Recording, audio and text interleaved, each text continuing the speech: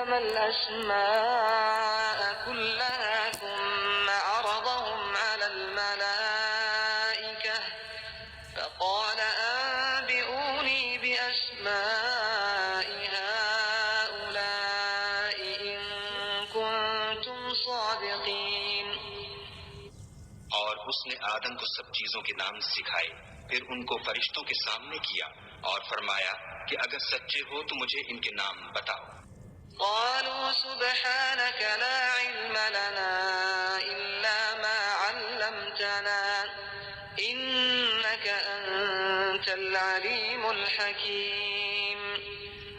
انہوں نے کہا تو پاک ہے، جتنا علم تو نے ہمیں بخشا ہے اس کے سوا ہمیں کچھ معلوم نہیں، بے شک تو دانا اور حکمت والا ہے.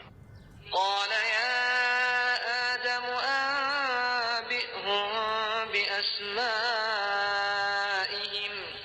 فلما أنبأهم بأسمائهم قال ألم أقل لكم إني أعلم غيب السماوات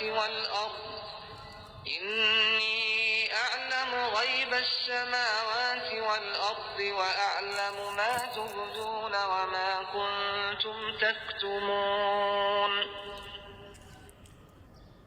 تب خدا نے آدم کو حکم دیا کہ آدم تم ان کو ان چیزوں کے نام بتاؤ. جب انہوں نے ان کو ان کے نام بتائے تو فرشتوں سے فرمایا کیوں میں نے تم سے نہیں کہا تھا کہ میں آسمانوں اور زمین کی سب پوشیدہ باتیں جانتا ہوں، اور جو تم ظاہر کرتے ہو اور جو پوشیدہ کرتے ہو سب مجھ کو معلوم ہے.